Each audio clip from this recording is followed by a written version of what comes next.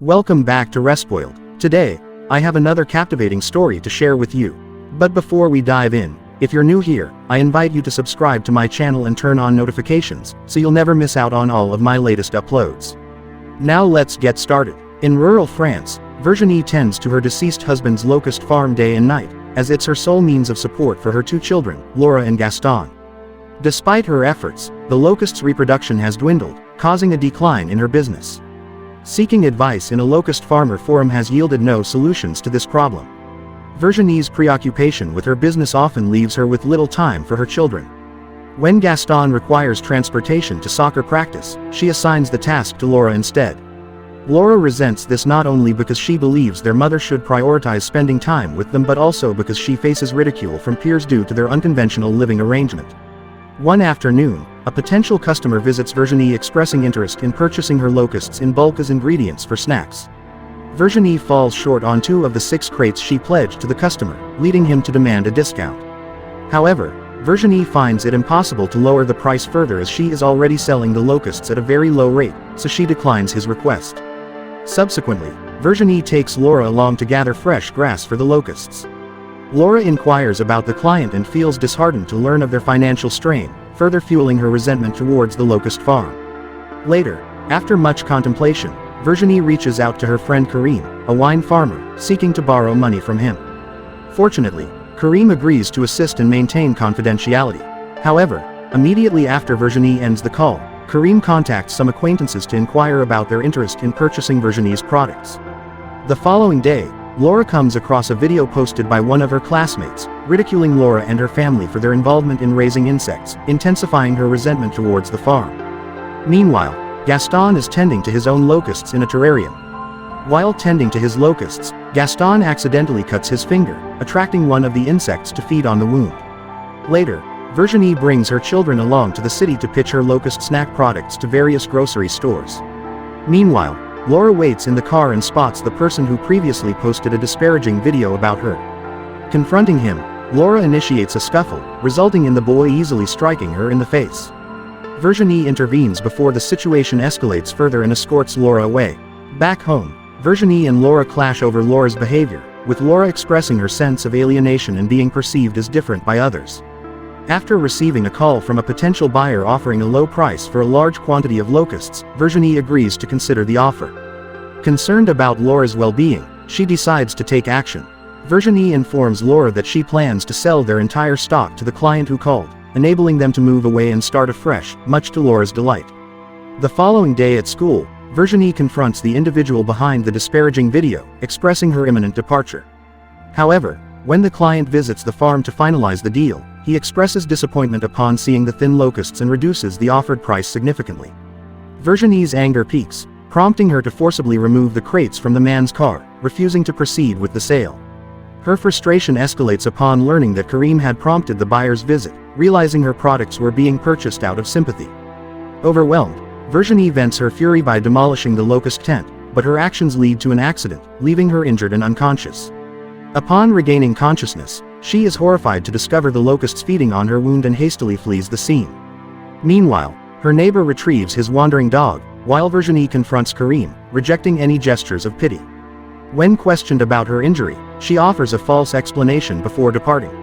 Upon returning to the farm, Virginie notices an unusual increase in the volume of the locusts. Investigating further, she finds the locusts displaying heightened activity, prompting her to ponder the reason behind it. The following morning, the loudness persists, prompting Virginie to speculate whether the locusts' behavior is influenced by their exposure to blood. To confirm her theory, she exposes her wound to the locusts, observing their immediate reaction as they swarm to feed on it. Virginie endures the pain in the name of research, then retreats to the bathroom to meticulously extract locust remains from her wound. That evening, the deafening noise of the locusts resonates throughout the house, audible even to Gaston indoors. The next day, Virginie dons protective gear before entering the cage, aiming to prevent further feeding incidents. To her astonishment, she finds the locusts not only larger but also multiplying rapidly. Encouraged by this development, Virginie, assisted by Karim, enthusiastically begins constructing new tents. Laura is deeply upset upon realizing that her mother's decision to expand the business means they won't be leaving as promised. Conversely, Gaston is thrilled by the large locusts and inquires about the secret behind their growth, to which Virginie attributes parsley feeding. She permits Gaston to take some for his collection, but when he leaves a box with one on the table during dinner, Laura angrily smashes it, accusing her mother of deceit. Tensions escalate, and despite Virginie's explanation of financial obligations, Laura storms away from the table. Meanwhile, in Gaston's vivarium, the new locusts consume the older ones. To ensure smooth operations, Virginie returns to the cage in the evening and offers her blood to the locusts to further enhance their quality. Surrounded by insects, she finds herself unsettled, and even a bath fails to alleviate her discomfort. Seeking solace, she visits Karim, who is facing challenges with his own harvest. They commiserate over the hardships of farming. When the locusts are ready for harvest, the yield is remarkably fresh and abundant. Virginie revisits the client, offering her product once more. This time, the man is pleased with the quality and agrees to purchase at a fair price, expressing interest in future transactions. Back on the farm, the neighbor observes the increasing number of tents with uncertainty. Unable to sustainably provide her own blood, Virginie starts purchasing fresh blood bottles from the butcher shop, which are delivered directly to the farm. She mixes the blood with jelly flour to form solid clots, distributing them around the cages for the locusts to consume. The rapid multiplication of the locusts results in an intolerable noise level, forcing Laura to blast music through her headphones to drown out the sound of the insects. Despite assisting her mother with the business, Laura becomes increasingly concerned as she observes Virginie entering the tents every night, her obsession with the locusts growing more pronounced. One afternoon, a friend of Laura's visits, and when he questions if she's still planning to move away, Laura feels like he's reopening old wounds. Fueled by anger and aggravated by the incessant locust noise, Laura reaches her breaking point. She storms into one of the tents and releases her frustration by destroying some of the cages and slashing a wall of the tent. Afterwards, she and her friend silently retreat to the house, avoiding any discussion of the incident. Meanwhile, Gaston waits by the truck with his pet goat and is taken aback to find a few locusts on the window. Suddenly, a massive swarm of locusts bursts out of the tent, hurtling towards him. Gaston swiftly takes cover beneath the seat as the truck quivers, calling out his goat's name as the leash slips from his grasp. Moments later, the locusts vanish, and Gaston emerges to find his goat missing. Just then, Virginie returns from a trip to town, and Gaston rushes to her in tears, distraught over his lost goat. After checking the tent and instructing the children to remain indoors, Virginie ventures out to investigate, only to stumble upon the grim sight of the deceased goat being consumed by the locusts. She relocates the carcass to a secure spot before heading back home, assuring Gaston that she found nothing. While Gaston weeps in his room, Virginie reprimands Laura for her actions, escorting her forcefully to her room. Later, Virginie perpetuates the deception by taking Gaston in the truck to search for the goat. Eager to mend her relationship with her children, she opts to take them to the beach, where they enjoy some leisure time together. In an effort to divert Gaston's attention from the loss of his goat, she grants him permission to attend soccer camp. Even in the blazing sun, Virginie refrains from swimming with her kids, opting to keep her clothes on to conceal the scars from tending to the locusts, although Laura still notices. Upon their return home, Karim awaits with a scooter, which he presents as a gift to Laura on behalf of Virginie. Later, as Karim and Virginie share some wine, their intimacy escalates, but Virginie panics when Karim attempts to lift her shirt, insisting that he leave. Several days later, Virginie reaches out to the butcher shop for more fresh blood, only to discover they've uncovered her lack of a license and refuse to sell to her. She then attempts a cow farm, but faces a waiting list she can't afford to wait on. Undeterred, she continues expanding the farm, nearly sacrificing Gaston's cherished tree in the process until her son persuades her to halt.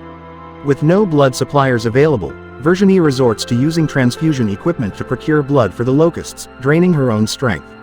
The following day, Karim pays her a visit, but Virginie, fearing exposure, rebuffs him, insisting he call ahead in the future.